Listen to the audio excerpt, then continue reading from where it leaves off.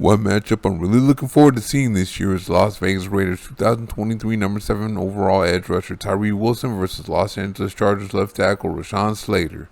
That matchup could decide the winner between these AFC West rivals. I'll have my popcorn buttered and ready for that. I thought Max Crosby was going to get his shots at Slater when he first came up, but Crosby likes to come off the offensive right edge. Then last year I thought Jones would do something against him, but boy was that a disappointment. Jones got hemmed up. As we saw the last 2 years, the Raiders beat the Chargers when they were able to get pressure on quarterback Justin Herbert. And of course when they didn't, Herbert looked like a 6'5" version of John Elway, so Wilson versus Slater will be pivotal. So we have a young stud franchise left tackle and a top 3 ranked prospect from the 2023 NFL draft that has all kinds of talent. So who wins? I don't know. We haven't seen Wilson in the NFL yet, and Slater's coming off a torn pectoral muscle. But as great as Slater is, he does have weaknesses that play into Wilson's strengths. Slater's athletic, so you're not going to beat him with speed and bend. He'll hem you right up and throw you out the club like a bouncer.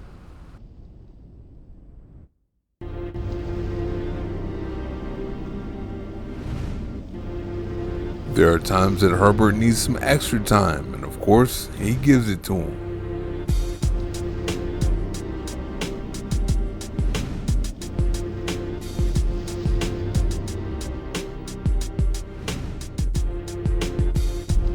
Here's a good rep that he hems up Myles Garrett in 2021.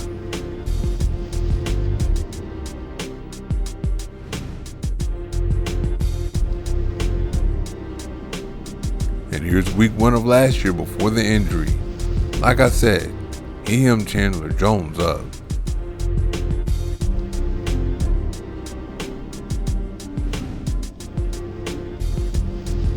But Slater isn't the strongest guy in the world, and he's shown he can be overpowered. And here's Garrett again. Garrett is Wilson's player comparison. You can drive him right back to the quarterback with bull rushes.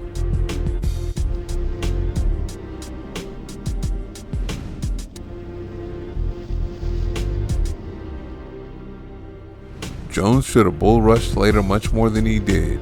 Nothing else was working.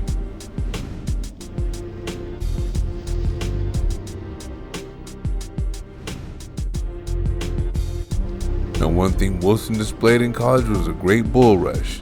He has to bring that up with him.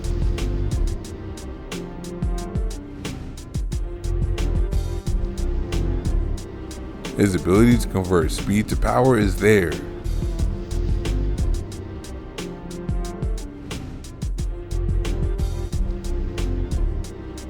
Now Slater's main weakness is his short arms, something he can't do anything about.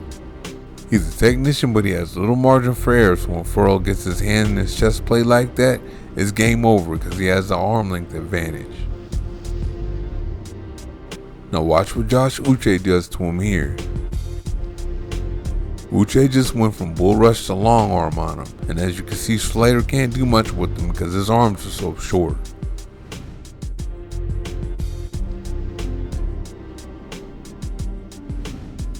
Now he has Thomas Incoom of the Denver Broncos lined up on him. Look at that, he's at a disadvantage already. When a guy can touch you first or he can touch you and you can't touch him, he has the advantage. It's kind of like boxing, and he's going to use that long arm to get right by him.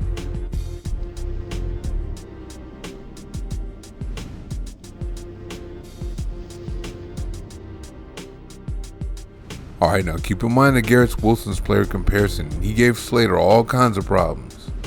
Look at Garrett's hand on Slater's inside shoulder. He's going to use his length to push him off and spin inside. It wasn't really the spin move that got that done.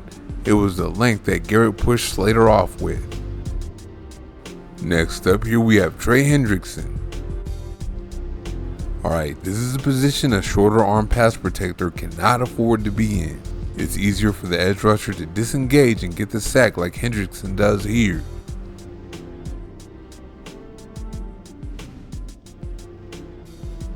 Now he has Azeez Ojulari. Here he turns it into a long arm and Slater can't even reach him. So Ojulari is definitely in charge of this situation, and he's gonna get a little piece of this sack here. Anyway, long arms are definitely Slater's weakness. And that plays right into Wilson's strength.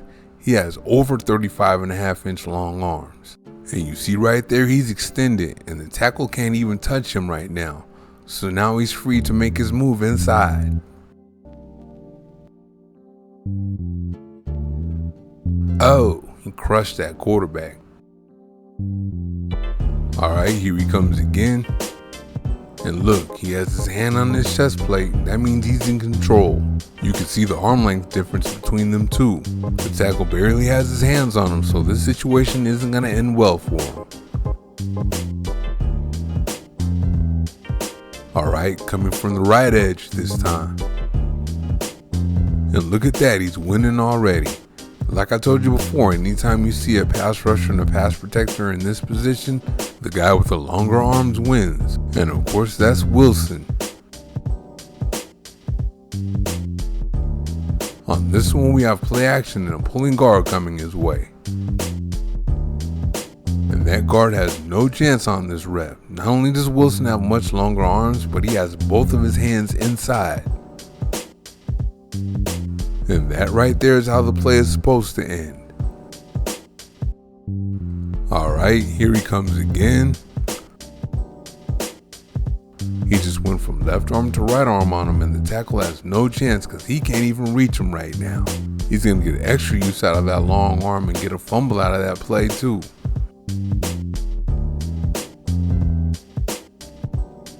Alright, there he goes back on the offensive left edge. Man, here he goes again in the middle of the tackle's chest plate, and the tackle was barely touching him. The guard's gonna come over and try to help, but it's too little too late. You know what the result is.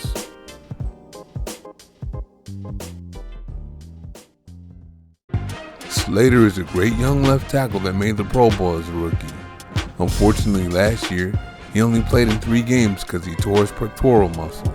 The injury happened early enough last year to where there should be no problem with him being back to full strength this coming season.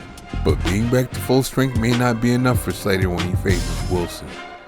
He has a few weaknesses that play right into Wilson's strengths. The main one is arm length. Slater has short arms, while Wilson has vines for arms. Slater is a technician, but he has zero margin for error with the length of Wilson. So I think this Wilson kid is going to give Slater problems. Thank you for watching. See you next time.